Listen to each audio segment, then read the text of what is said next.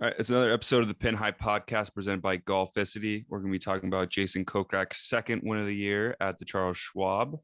We're talking a little bit about Brooks and Bryson's beef, plus the match two, and also our memorial picks this weekend at Muirfield Village. So let's get into it.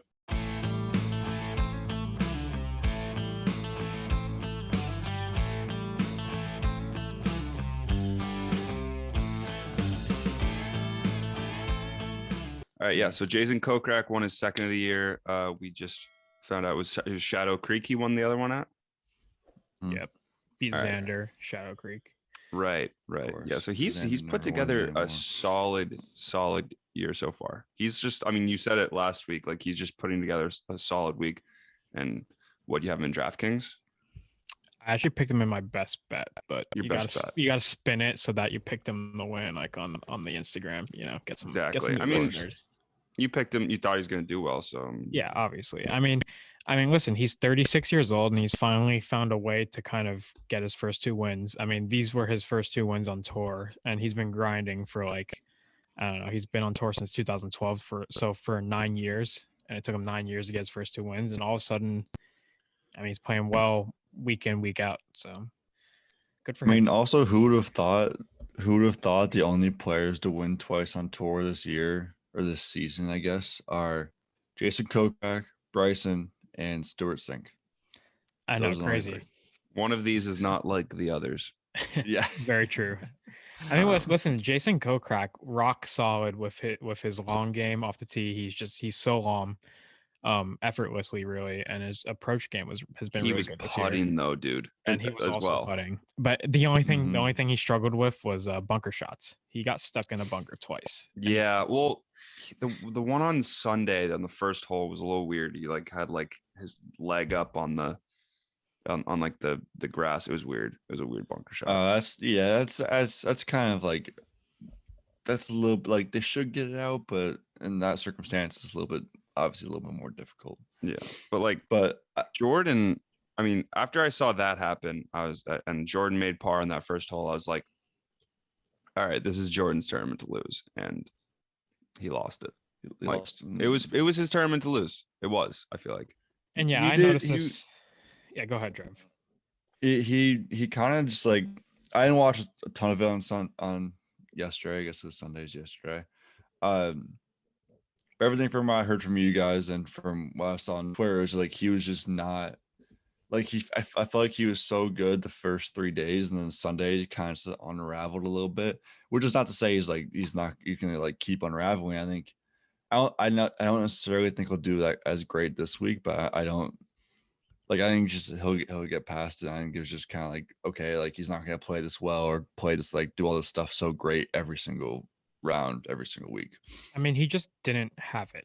Like, no, he didn't. Specifically, I mean, his swing mechanics look so like wrong in a way. The way he like bows his like wrist in the backswing and like all that stuff, it just doesn't look mechanically right. But like, it's been working. So, I mean, he got to the lead, like he was neck and neck down the wire. It wasn't like it's not working, but like on Sunday, it just felt like he was a club short on literally every single approach shot. Every approach shot that he hit, he was just like, damn, like I'm a club short again. Every non-wedge. Just kind of like the story of the day. Yeah. His wedges were dialed, I will say, but like that was really about it. And then Jordan, he did make for birdie were like tap-ins pretty much. Yeah, when Jordan's on his game, he makes a lot of long, like just bomb putts. He didn't make a single putt over 10 feet on Sunday. Just nothing was falling. That being said, I could easily see him coming out here this week and just no, it's like he's every week. He's turned to the guy where you don't know. Like Pat said it perfectly. It's like texting the other day saying Jordan's the only one who can really look so dialed and so undialed at the exact same time. Like it's like you just don't know what every hole is, and it's like Phil, every hole is an adventure because you don't know what's gonna happen. He could hit 30 yards right into the like over the grandstand and still somehow make par, or he can hit in the middle of the fairway and somehow make double. Like it's just you don't know what's gonna happen with him, and it's entertaining. It's so fun to watch, but it's nerve-wracking watching him, especially on the major and he's in contention.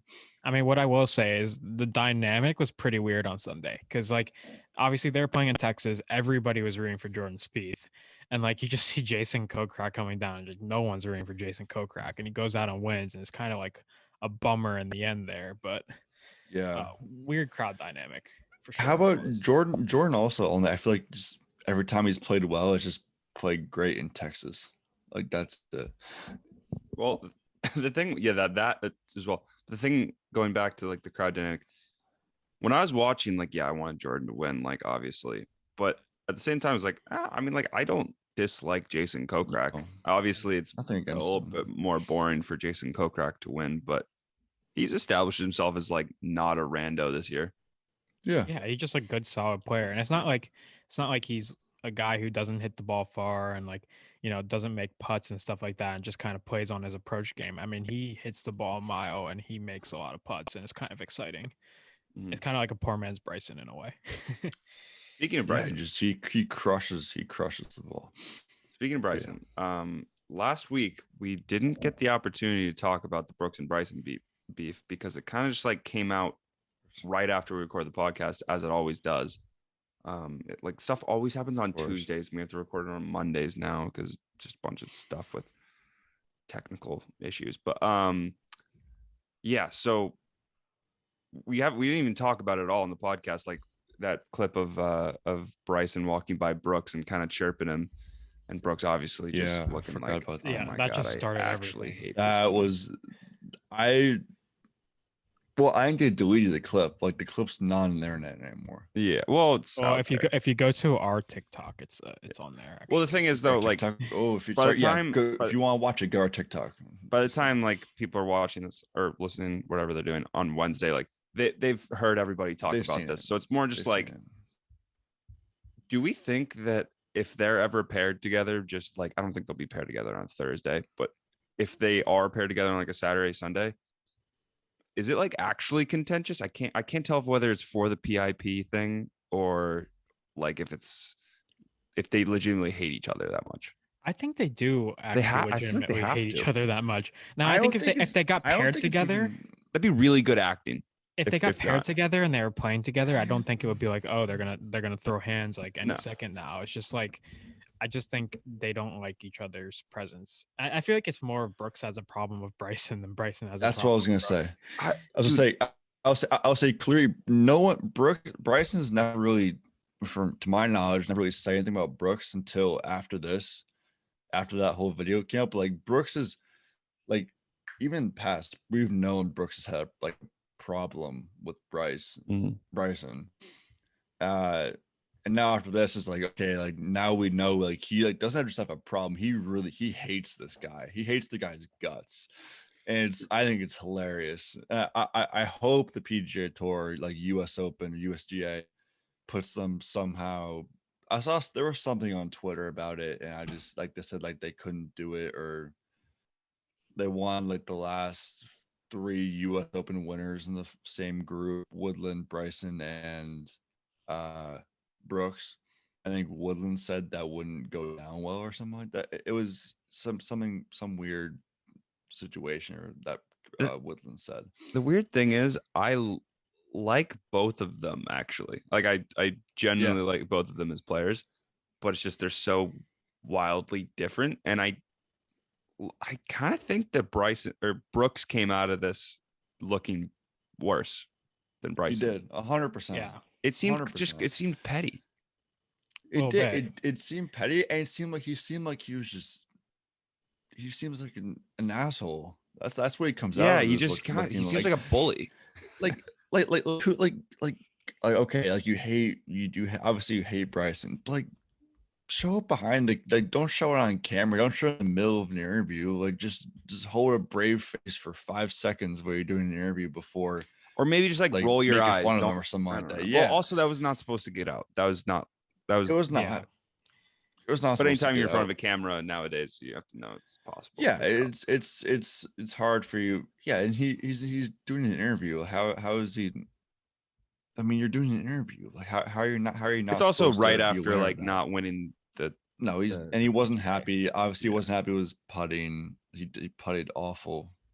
It's like, yeah, but at the same time as we're talking about that, it's like, hey, Bryson, don't be I won't say anything because this is a PG podcast, but just don't be I don't know what else to say. Insert word. Don't be an insert word.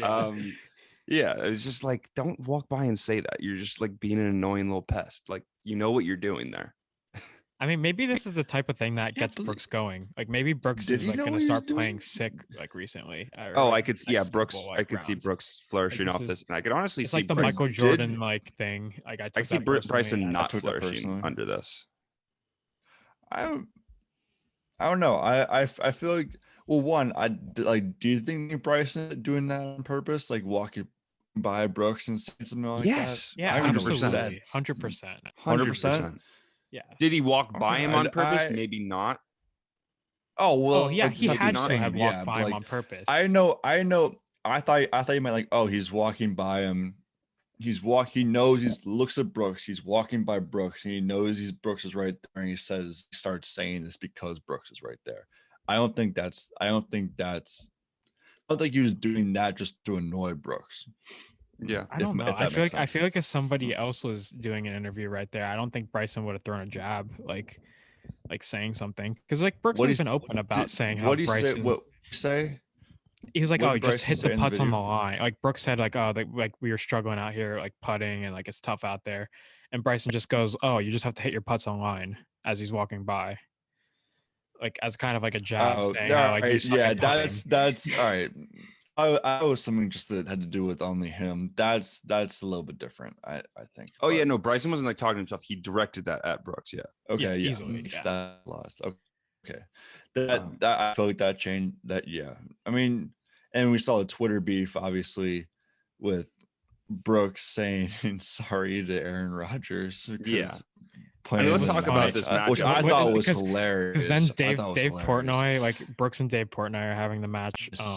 And Dave Portnoy says, "I officially invited Bryson DeChambeau to be my caddy," and he posts like a picture of like a young Dave Portnoy wearing like the same hat that that Bryson wears, and it says, "You look the same. I know. You dress the same." He had to go. He probably in that however long of time after that beef came out, he probably went just digging for that picture. Someone probably just sent it somewhere. Oh yeah, or his social media person. I'm sure he asked for his mom. Yeah, like that. But let's talk about this matchup. You got Bryson and Aaron Rodgers versus Phil and Brady, and I was looking at the lines recently. I don't know what the lines are on like DraftKings, but I saw somewhere that Bryson and Aaron Rodgers are minus 190, and I feel like that's just, they gotta win. I don't know what the format is, obviously, but I'm assuming probably the same as the last one. What was the last one? I feel like Aaron Rodgers shot and then also match play. I feel like Aaron Rodgers is better than Tom Brady. I think he is. Based off what we saw Tom Brady do last time, yeah, he's 100% better. I feel like Bryson be really good in this format. So I don't know. I just like love those two in this. No, I agree. I mean, as much as I hate Aaron Rodgers, by the way, do we know Aaron Rodgers? Do we July 6th? It's early July. Damn, I think it's not.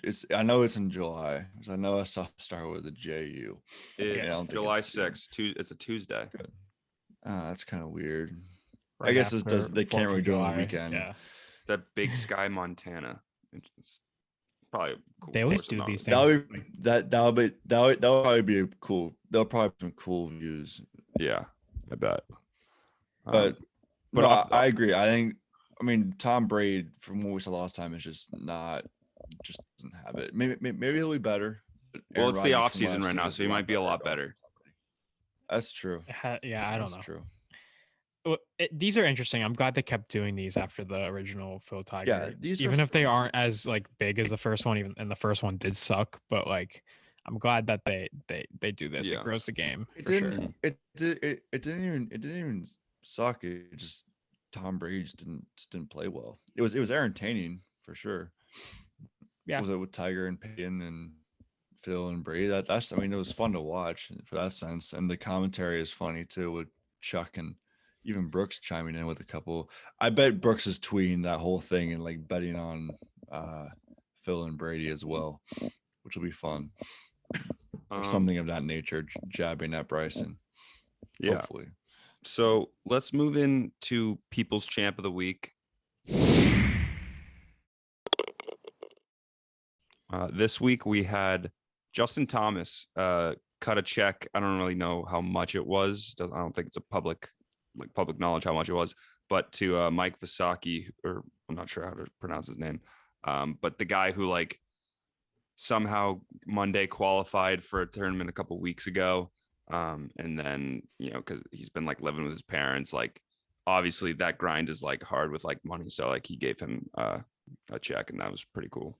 There was a lot of like Twitter trolls like there's a lot of trying to, hate like about denounce it. this, like hate, like saying like, oh, he's got to what's earn there his to way hate? to this. I'm like, why are you hating? Like, there's no, What's you there shouldn't be to hating hate? this.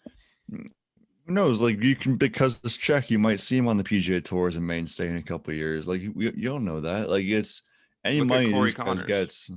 Yeah, any money these guys gets, like these guys get, like they will take and run with it and do as much as they can with it. People like to hate. I mean, I was on internet. I was on the Corn Ferry Tour, like Instagram, and the Corn Ferry Tour gave like a sponsorship exemption to like the top player in the what do they call it, the APGA or whatever, like the same thing that Kamayo Johnson like came in on. And the guy was like saying how like he didn't earn it, like they should stop offering opportunities to people who like are going to get cut. And I like was literally like, listen, if like one young kid watches this and he says, I want to play golf because so and so could play golf, say Kamayo Johnson for example could play golf, that is totally worth the sponsorship exemption. And I like tagged Kamayo Johnson in, and he liked the comment. Like he's definitely on that. Like that's the reason that you give exemptions like that. There's just like a lot of haters. Even like a guy like I don't know how was Will Zalatoris a sponsor exemption into a PGA Tour event or like the US Open?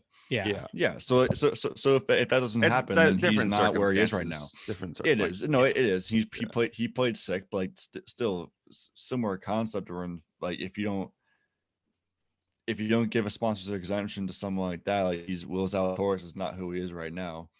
There's just a lot of haters. One of the hottest players in the world. And about the haters thing, it's like I saw somewhere that like 1%, like there's like a 1% of Twitter accounts for like 80% of like the comments. Yeah. Or something like that. Twitter trolls. Which is like it's just Twitter trolls being Twitter trolls. It is. There's also another People's Champ. I just saw this. Golf Digest tweeted, with no caddy and only 11 clubs in his bag, Japan Tour Pro Juvik Pagunsan won the Mizuno Open and will be in the field for the British Open. And he's been grinding for a long time on the Japan Tour. 11 clubs in his bag. That's weird. Because he took out his what did he take out? He took out his 4-iron, his 6-iron, his 8-iron.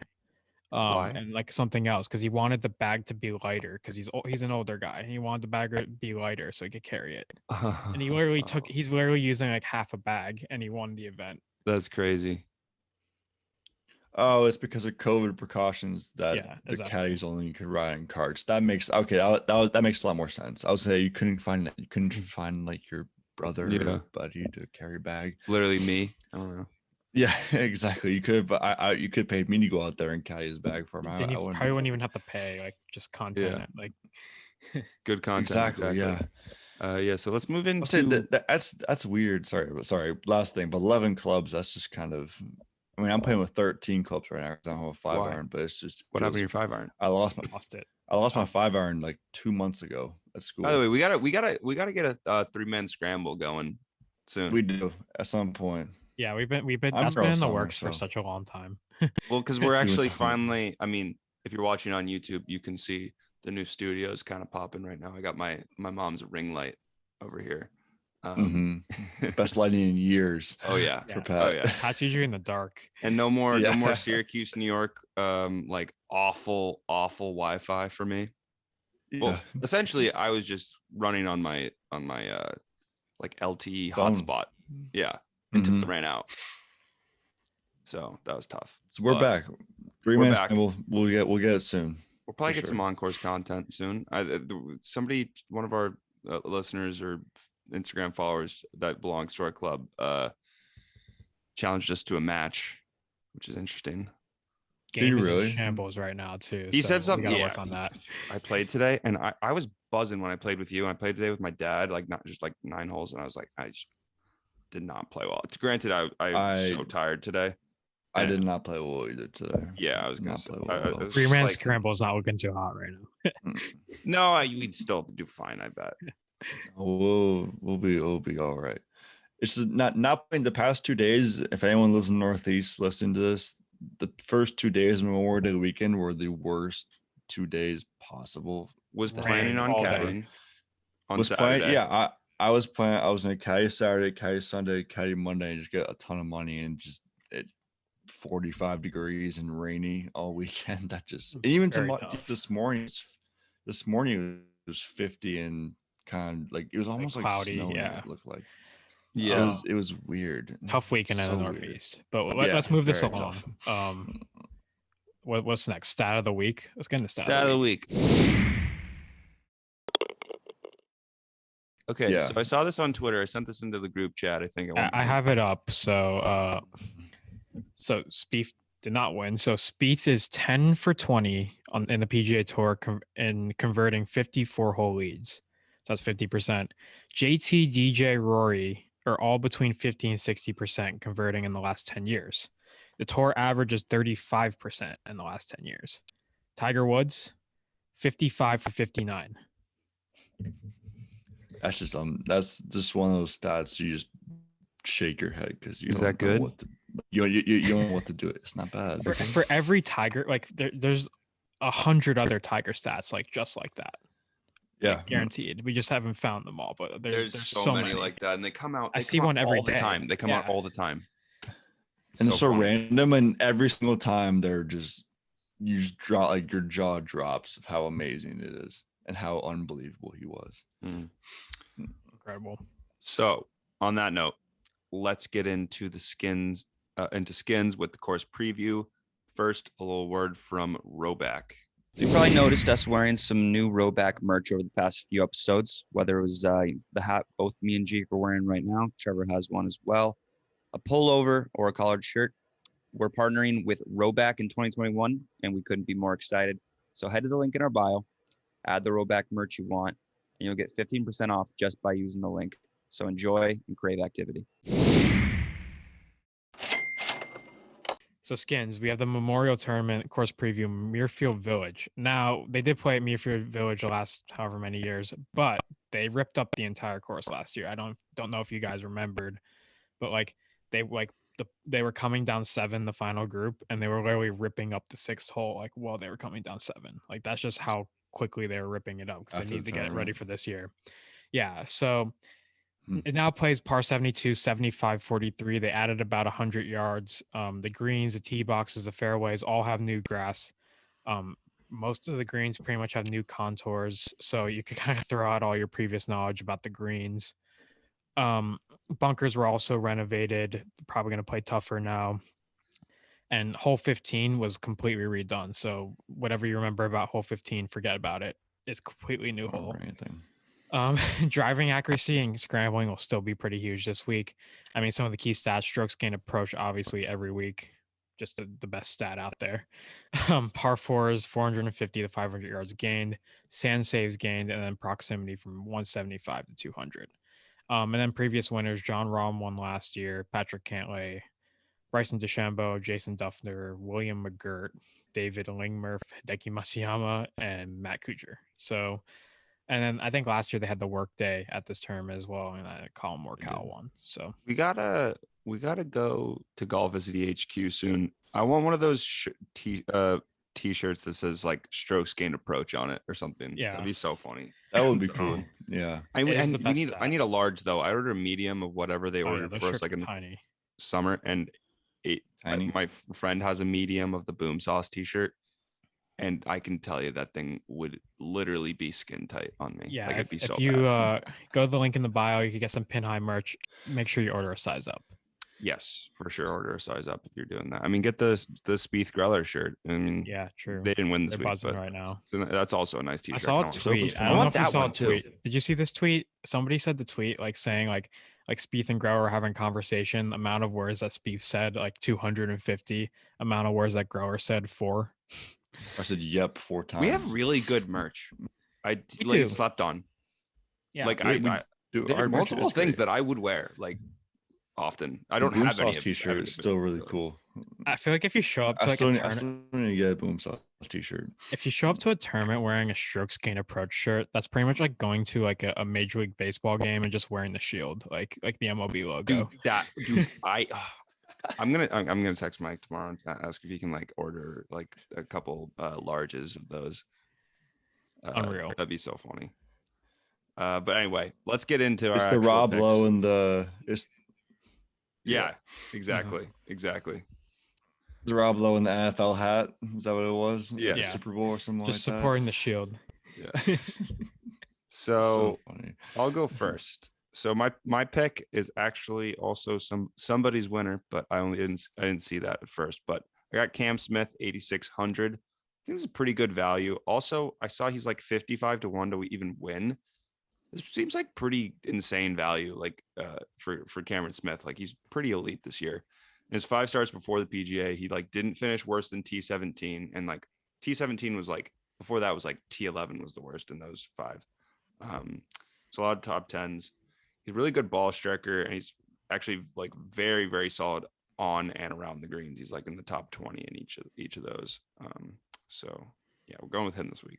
Yeah, I'll go next. Spoiler alert, that is my winner. I'll get into it a little bit later. But my first pick, I'm gonna go with Louis Oosthuizen, and he's 8,500, which I also think is pretty good value. He's 11 of 12 cuts made this year. He's 20th in scrambling, 5th in par fours gained 450 to 500 yards. He has 3 top 10s in his last 6. He's 9th in strokes gained around the green and 25th in sand saves. I mean, this guy just has a good short game. I feel like short game is going to be something that you need at this golf course, and he's just such a steady player. So I'll go with my first pick. By the way, I love the Louis pick too. Love him. Joaquin Niemann 8,800, T6 here in 2018, T27 in 2019. And like when you picture Joaquin Niemann, you picture a great ball striker. He's 11th in strokes gained off the tee, 35th in strokes gained approach, 20th strokes gained tee to green, even 21st strokes gained putting. So he's playing well, and he's made all of his cuts this season. I think 17 out of 17, hasn't missed one yet. Knock on wood. Good streak. So his streak, it's the longest streak on tour. So if anyone's in the best consistent form, it's Niemann. So I really like him this week. And my low pick, I'll go Kevin Streelman, top 30 in his last 3 starts. Played great at the PGA until Sunday. Probably a little bit too big of a moment for him on Sunday, if I had to guess, being in the second to last group. Decent ball striking stats. And he's competing at the PGA for a couple days makes him realize, okay, I can still hang with these guys a little bit.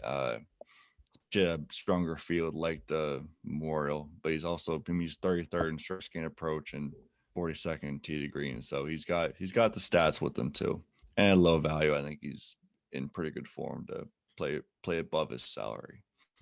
I like that. So I had a different guy here, but I'm kind of cheating a little bit because I'm a little bit high in the salary, but I couldn't leave this guy out. Charlie Hoffman, 8,300. He's just been so consistent this year. 11 straight cuts. 9 of those 11 are top 25s. 4 of those are top 10s. He's 22nd in par fours, 450 to 500. 5th in strokes gained approach this year, which is amazing. And 8th strokes gained total. He's finished T7 at the Workday last year, which is kind of the same course, also kind of not, but I feel like I could take that into account a little bit. And 8,300 is pretty good value for Charlie Hoffman. He's just been playing so well recently. Mm-hmm. I thought about him, and then I saw you had him, and I was a little bit annoyed that you had him because I thought he was a great pick. So for my low one, this is like a guy you like round out your lineup with pretty much, like at 7,100. Taylor Gooch. I feel like I pick him a lot, but I really like this value. He's actually having a really good season. He's 45th in strokes gained approach, so he's obviously a good ball striker, and he gained strokes putting this past week at the Charles Schwab, which is like always a good positive. He finished T14, so good form. At 7,100. All you're really looking for is for somebody to make the cut, and he's been making a lot of cuts recently. Like that. We had a So pretty decent for the week last bets, I do not have a skin, and there have been 21 skins dealt out. Jeek, Yeah, we're keeping I got it the that skin. way. We're not letting him get a skin once. Yeah, I got the skin last week. Jason Kokrak, I had him top 30. He ended up finishing So Jeek, 1. So you put in one.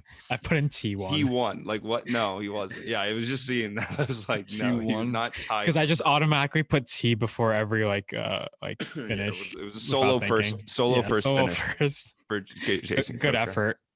Yeah. Solo first. Let's have Trev go first. Yeah, go ahead. Yeah, I'll first. So I'll go with my winner, Colin Morikawa. Abraham Answer wasn't in the field this week, which is sad because I would have picked him again. You can pick him every week. He finished T14. He's rising. He's gonna get one this year. So I'll go with Morikawa plus 1650. A bunch of guys right at that right at that odds number. Like Spieth is right there. I think Schauffele's right there too. But he's first in strokes gained approach on tour, first in strokes gained tee to green. He's won an event here last year. It wasn't the Memorial, it was the work day, obviously, but he's Same thing. Yeah. I think what was the work day championship at the concession, was that a Nicholas course as well? I don't remember if I think it was. No, No, there was 2 work days last year. no. He's talking about the concession. He's talking about, No. The one at concession. It was concession. It was a Nicholas and the other guy course, right? Yeah, Who's the other Yeah, guy? it was the guy. It was the guy giving who the ball. beat. It was the ball marker. Yeah, that is the guy who beat. Yes. Tony Jacklin. Yeah, there you go. Yes, Big yes. brain. There you go. Big brain. Yeah, but so he's won 2 workday events at 2 Nicholas courses, and he's playing another Nicholas course this week in a great field, just like the one at concession. You kind of just So convinced I me. love him to finish. What? You kind of just convinced me. Yeah, he's for. the workday guy. He should be the new workday sponsor, honestly. If I think Phil, Phil's the guy to right hell now. with Phil and the PGA champion. Yeah, if Morikawa keeps winning this and Nicholas courses, and he could be the Nicholas, like Siwoo Kim is the Pete Dye course horse, Morikawa could be the Nicholas course horse. You never know. Like it. So I Imagine love if you- him this week. Imagine if you That would- replace replace Phil with Colin Morikawa on every single one of his workday like commercials, because there's a lot of them. Colin Morikawa would do a good job. I don't know if he's He would. quite the personality of Phil. I mean, he's a good I don't personality. think I don't think anyone's quite the No, personality of definitely Phil. not. But so I'll get my best bet. Tony Finau top 20. Obviously, he's not going to win. So but he's a great ball striker. He finished top 15 here 4 times in the last 7 years, and his last 4 starts: T10, T17, cut, T8, T20. So he's in good form, and he knows the course well. Obviously, it's a little bit different, but he hits his drives well, hits his irons well. I think he'll do pretty well this week. I love how like the average like listener is not like a huge fan of the PGA Tour or something. Just hears you say, obviously he's not going to win. They're like, why? but the tournament is in the feel US, like- so he can't win. Yeah, it's in the U.S. Him and Victor Hovland cannot win. They're not allowed to win. It's against Tony the Finau rules. should just go over to the European tour and just dominate. He Probably should. would. He would. He probably would. He's probably due for so many wins. They would all just come in bunches. Yeah. So Jeek, you can go. All right, so Pat made this pick in his DraftKings, but this is my winner, Cameron Smith. He's plus 5,500, which is just crazy to me. I'm also kind of looking for a big payday this week. He's had a lot of good finishes this year. He's made 8 straight cuts. That includes 6 top 25s. His scrambling game is really good. His strokes gained around the green is really good. 15th in strokes gained around the greens, 25th in scrambling, 12th in putting. He hasn't had a lot of success at this tournament, but if you're going to pick somebody who hasn't had a lot of success at this tournament, this is the year, because the course is kind of different. If he drives the ball okay this week, I think he'll contend and maybe even win. So that's kind of my pick there. And then best bet, I'm going to go with Charlie Hoffman, probably top 30. We'll see if top 40 gets us into the minus 150. There's no odds out right now because DraftKings is super slow, but he's like plus something for top 20. So gotcha. he'll be in the top 30 should be safe. Maybe top 40. We'll see Cool.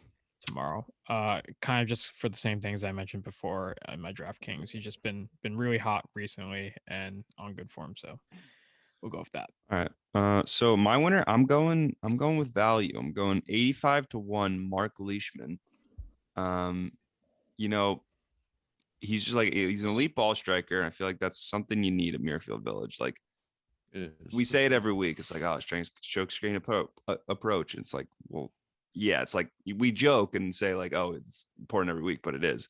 And he's really been coming around this season, just overall, like after that weird stretch he had after like post-COVID where he just wasn't playing well. And he can actually get the putter hot, surprisingly. He's 64th in strokes gained putting, and he's actually gained over a stroke, I think, in the past 2 or 3 tournaments he's played. So even at the PGA where he didn't do great, but he's like 6 over for the tournament. So I like that one as like 85 to 1 value. Little Australian double here. Yeah, Leishman Smith. Exactly. And then for my best bet, I'm going Joaquin Niemann minus 130 over Sung J M. I feel like Sung J M just hasn't been very dialed recently. He hasn't. I agree. Very up and down. Like I feel like I've seen him miss cuts, but also finish top 20, like in the last like, alternating. But Joaquin Niemann's a pretty like safe pick to like, you know, make the cut and then see what he can do during the weekend. So I like that, especially when we're capping off the value at minus 150. Mark Leishman also has 2 to 10s and 4 top 20s at the Memorial. So hey, Mr. Stats over there. Let's go. Hopefully none of these guys withdraw, because you already know at least one of these guys that we pick is withdrawing. Like before the tournament starts. It's Monday right now. Every time. Every single time. Yeah. With that being said, first round leader, we've finally picked one that no one's picked. Victor Hovland plus 3,300. He finished third in the workday last year. Has been the leader in scoring on tour like the last month or so. Like he's leading everybody, even though he hasn't won. He's scoring unbelievably. And it just feels right. At first round leader, Victor Hovland just feels right. And he can't win, so he might as well win. He can be first round leader. You might as well throw him one of those. That's okay. That's the most first round leaders in the rule book. That's a good question. Honestly, I make the graphic every week. It might be Jordan Spieth at this point. Oh yeah, he has been doing really well in the first round. Yeah, I'm pretty sure. I wonder who was the first round most first round leads all time. That's a good question to ask. I don't know if that's like it probably is a stat. I don't know. It's most definitely a stat. It might be hard to find, but it would be pretty hard to find. Well, yeah, Trev, go through every tournament from now to the beginning of time, and just let us know. I will. I'll start. I'll go 2,000 this week. Let's hire an intern. Let's hire an intern. We'll pay him $300 to just do that. Oh, that's all he's gonna do. $300 per, and we'll give you an extra $50 per decade you pass to find every first round leader. Yes, exactly. Help you just So let's get in the clubhouse. I don't know what we're doing this week. In the clubhouse. This week we're gonna search through every first round leader from now to beginning of time. Whoever finds the most. I mean, it's probably Tiger Woods, to be honest. It's probably Tiger Woods. Yeah, if I could guess, it's Tiger Woods. Yeah, just okay. We don't have to pay. We don't have to waste $300 on an intern. It's Tiger Woods. It's probably Tiger Woods. We don't really have to do anything. Next week, quick birdies and bogeys. If anyone has any, we don't have to all do it. Birdie, we're all officially college graduates. I don't know if that's a birdie or a bogey. It's also a bogey. Yeah, that's also a bogey. I mean, yeah, it's also a bogey. Yeah, I mean, Trevor's like kind of half employed, like 0.5. But I'm working every day of the week. Yeah, and then caddying the weekends right now, and then we'll see what comes from that. And then, but yeah, other than that, if any of you have a full-time opportunity for any of the boys. This podcast does not make us enough money to pay the bills. Slide in the DMs. It does not make me enough money to move out of this attic in my parents' house. Yeah, the Roback deal isn't gone. It's been popping off lately. So Yes, the Roback deal actually Not good has- enough though. Yeah, it has been good. Buy some I Roback. agree. Help us out. Yeah, I mean, even if Helps it's just me- a hat, helps me even if it's just a buy, hat, Helps me buy some Wendy's once a week, and that's probably about pretty much, yeah. Yeah. it. Baby So- steps. Last, Yeah. next week's the this first of all, this is going to be a great Oh, tournament yeah. to watch. Also, next week is the Palmetto tournament or whatever. I don't know what the exact name is, but It's replacing the Canadian Open. yeah, kind of cool. Yeah. New Good luck. tourney in South Carolina. I like South course. Carolina golf. Yeah. It's gonna be a hard one Yeah. to like preview. I feel like. Yeah, It's a brand new. It's like debuting in the top 100 courses at like 35. I think. it's I'm not top gonna 100 lie, course. I think so. Yeah. Ooh, Not Okay. It's gonna lie. debuting, Last so week, it could be tough, which would be cool. last week I made most of my picks off on like gut, and like I had a really good week. So like maybe I you shouldn't could be probably- the stats guy anymore. You Like probably pick similar players at the South Carolina course too. Might exactly. not be similar greens. Cameron I don't know- Tringali. We don't know who designed the Wait, course. is he? Cameron No, Tringali. there was just a guy It in your was class him. named Cameron Tringali, or did he also go to South Carolina? There was a guy in my class named Cameron Tringali, actually. But did Is it Cameron one from Tringali go to South Carolina? I doubt. I imagine if he did, that'd be really fun. I don't know. actually. Georgia Tech. Georgia Tech. There was somebody Oh, from South Carolina. Oh, Wesley Bryan, maybe. Yeah, yeah, Wesley did. Bryan. He went to South Carolina. Okay, maybe he'll win Sure. next week. I could see that. Little top Or 10. Kisner, Or Kiz. South Carolina guy. Oh, he's like knows? from Yeah. that area. Yeah, exactly. Yeah, Aiken. I don't know where the championship is next week, but Aiken's down by the water, I think. Cool. All right. Near the water, at least. Well, that'll be fun next week. This weekend, great tournament. Probably actually, it's one of those like premier like It is. non-major tournaments that it's like other than the players, it's like got to be one up there. It's the sixth major behind the Travelers. Could be. Could be. Yeah, after the Travelers. Yeah, after the Travelers. Oh, seventh course. major. Yeah. Yeah. Oh, well. After the players. Yeah, I sure. don't know. This is up for debate. Travelers is the fifth Well, major. it goes Players is the sixth. So the four majors. It goes four majors. The Travelers, yeah. Then the Players, and then. But I think you have to. probably seventh. I think you have to put the Puerto Rico Open before the players because that's the most. Well, yeah, the Puerto important Rico. tournament. Like, It just means so much. Yeah, Well, it has the most that just means magnitude. more. I don't know Yeah. if it's the best. It Does just have the has most the most magnitude. magnitude on a player's career. So It does. It a lot really at stake does. that week. if you asked us to For the order all the millionth golf time, tournaments, You don't. gosh, What's the worst? What's the worst golf tournament? Zurich. I don't like the Zurich. I don't like the Greenbrier. Just No, but Doesn't like do it for at the me. Greenbrier, there's those like end of the turn, like end of the year thing. It's like I think it's the last tournament of the year. it might be the Like, last time of year. So you're like actually, trying to right. like make like the top 125. It's the Zurich. that's The kinda Zurich's the cool. worst. The Zurich's Yeah, the Zurich worst. is the I would worst. say Zurich. The yeah, Zurich, no. I have no interest to watch. I them, didn't but- even flinch on that. Mm-mm. All right. Well, Just- let's wrap up. It's getting late. Yeah, enjoy this weekend's tournament, and we'll see you next week for the Palmetto.